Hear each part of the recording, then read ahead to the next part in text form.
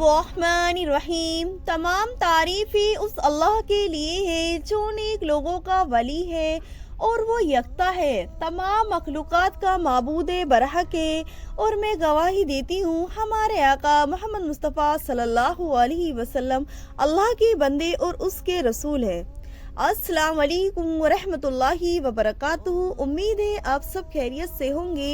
अल्लाह तबारक व तआला की बारगाह में दुआ है अल्लाह आपको और भी खुश रखे, दीन और दुनिया की दौलत से मालो माल फरमाए, दोनों जहां की खुशियां नसीब फरमाए, आमीन या रब्बल आलमीन। वीडियो शुरू करने से पहले आप सभी बहन और भाइयों से गुजारिश है, अगर आपने हमारे चैनल को सब्सक्राइब नहीं कर रखा है तो हमारे चैनल को सब्सक्राइब कर ले और वीडियो को लाइक कर दें।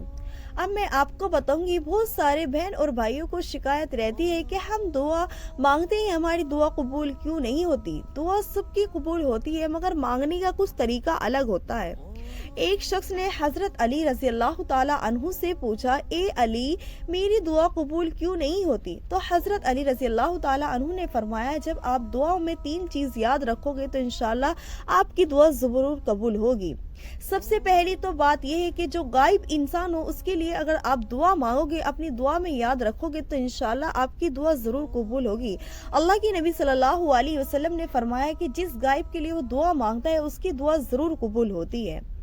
दूसरा ये कि जब आप दुआ मांगो तो अल्लाह के नबी पर दुरूद भेजो और उनकी आल पर, यानी कि दरूद शरीफ अव्वल आखिर पढ़ो। जिस चीज में दरूद शरीफ पढ़ी जाती है वो दुआ कभी रद्द नहीं होती, जरूर कबूल होती है।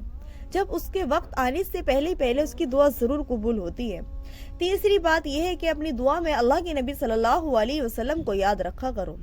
जिस इंसान ने ये 3 चीज करी तो इंशाल्लाह उसकी दुआ कभी भी रद्द नहीं होगी। एक दुआ का कबूलियत का वक्त है कि तहज्जुद का जो वक्त है सबसे लाडला वक्त है, अल्लाह के नजदीक सबसे लाडला वक्त है।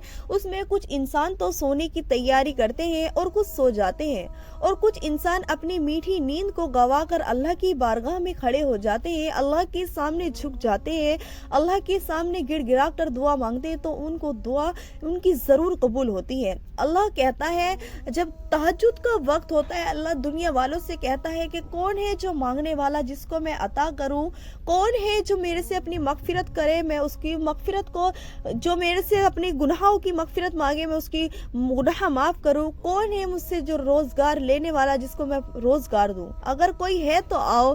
अल्लाह तबारक व तआला इस तरह आवाज लगाता है। कुछ इंसान तो जागे हुए होते हैं तो अल्लाह से अपनी मगफिरत भी करवा लेते हैं और अपनी रिस्क के लिए भी दुआ मांगते हैं और अपनी दुआ भी कबूल करवा लेते हैं, और कुछ इंसान ऐसे होते हैं जो सोए हुए होते हैं, उन्हें मालूम नहीं होता।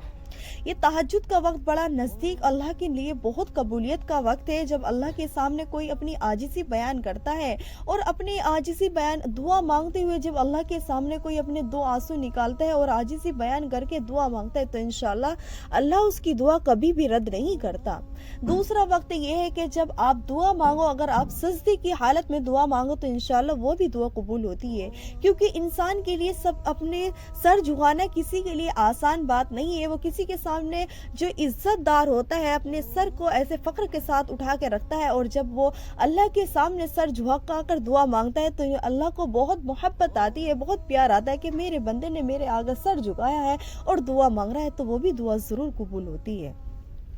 तीसरा ये है कि कोई फर्ज नमाज के बाद अगर दुआ मांगता है तो वो भी दुआ कबूल होती है, क्योंकि अल्लाह तबारक व तआला ने फर्ज के बाद जो दुआ मांगता है कि जो मैंने फर्ज किया है मेरे बंदे ने उसको अपने दिल से इकरार कर और मेरे सामने दुआ मांग रहा है तो उसकी वो भी दुआ कबूल होती है। फिर ये है कि जब नमाज अजान होती है, जब नमाज के पढ़ने के लिए अजान होती है उसके दरमियान जो दुआ मांगता है वो भी कबूल होती है कि मैं अपने बंदे को कामयाबी की तरफ बुला रहा हूँ और वो दुआ मांग रहा है तो वो भी दुआ जरूर कबूल होती है। एक दुआ कबूल होती है कि जब बारिश होती है, बारिश के वक्त कोई दुआ मांगता है वो भी कबूल होती है, क्योंकि अल्लाह तबारक व तआला जब बेहद खुश होता है तो बारिश करता है, अल्लाह की बारिश रहमत होती है, तो जब वो भी दुआ कबूल होती है।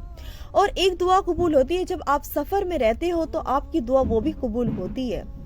اور ساتھ بھی ہے کہ جب آپ افطار کے لیے بیٹھتے، روزہ افطار کرنے کے لیے بیٹھتے اور آپ اس کے درمیان دعا مانگتے ہو، آپ کے سامنے ساری نعمت حاضر ہے، آپ کے سامنے سب چیز حاضر ہے، مگر آپ اس کو کھاتے نہیں ہو، آپ اللہ کے سامنے اپنے ہاتھ اٹھا کر گڑ گڑا کر دعا مانگتے ہو، آپ کی آنکھوں سے جاری آنسو رہتے ہیں، مگر آپ کچھ کھاتے نہیں ہو، جو اللہ نے حلال کر رکھا ہے اس کو بھی ہاتھ نہیں لگاتے، تو اللہ کو اس پہ اتنی محبت، اتنا پیار آتا ہے، اللہ اس کی دعا بھی ضرور قبول کرتا ہے۔ اللہ تبارک و تعالیٰ نے خود فرمایا ہے کہ روزے والے کا بدلہ میں خود دوں گا، اور صحابہ اکرام نے بھی کہا ہے کہ اللہ خود فرماتا ہے کہ اس کا بدلہ میں خود دوں گا، جو روزے دار ہوگا اس کا بدلہ میں خود دوں گا، اس کا اور میرے بندے کا درمیان جو ہے کوئی فاصلہ نہیں ہے، اس کا بدلہ میں خود دوں گا، اس کی جزا میں اس کو خود دوں گا۔ حضرت موسیٰ علیہ السلام کے زمانے میں بارش نہیں ہو رہی تھی، تو حضرت موسیٰ علیہ السلام کے قوم کے لوگوں نے کہا کہ آپ نماز پڑھ کر ہمارے لیے دعا مانگے کہ اللہ ہمارے لیے بارش کر دے، بہت پریشانی ہو رہی ہے۔ تو حضرت موسیٰ علیہ السلام نماز پڑھ کر 2 رکعت نماز پڑھنے کے بعد دعا مانگ رہے تھے، تو اللہ تبارک و تعالیٰ کی غیب سے آواز آتی ہے کہ آپ کے مجمع میں ایک شخص ہے، اس کو اٹھا دو تو آپ کے ابھی بارش ہو جائے گی۔ تو حضرت موسیٰ علیہ السلام نے گئے اور کہا کہ کون ہے اس مجمع میں ایسا تو اٹھ جائے جو گناہ گار ہے، جس کی وجہ سے بارش نہیں ہو رہی ہے، کون ہے اٹھ جائے۔ حضرت موسیٰ نے کہا مگر کوئی نہیں اٹھا، پھر دوبارہ کہا، دوبارہ بھی کوئی نہیں اٹھا، تیبارہ کہا، تیبارہ بھی کوئی نہیں اٹھا۔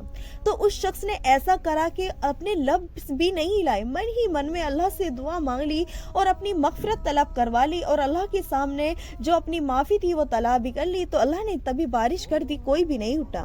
حضرت موسیٰ علیہ السلام نے اللہ تبارک و تعالیٰ سے دوبارہ سوال کرا، اے اللہ تبارک و تعالیٰ، یہاں سے تو کوئی بھی نہیں اٹھا، آپ نے بارش کر دی۔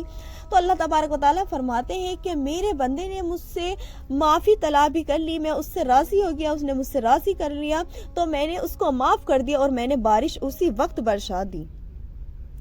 تو یہ ہوتا ہے، وہ تو حضرت موسیٰ علیہ السلام کے قوم کا شخص تھا، اور ہم تو اللہ کے نبی صلی اللہ علیہ وسلم کے امتی ہیں جن کے لیے سارا جہاں بنا دیا، تو ہماری دعا کیوں نہیں قبول ہونے کی؟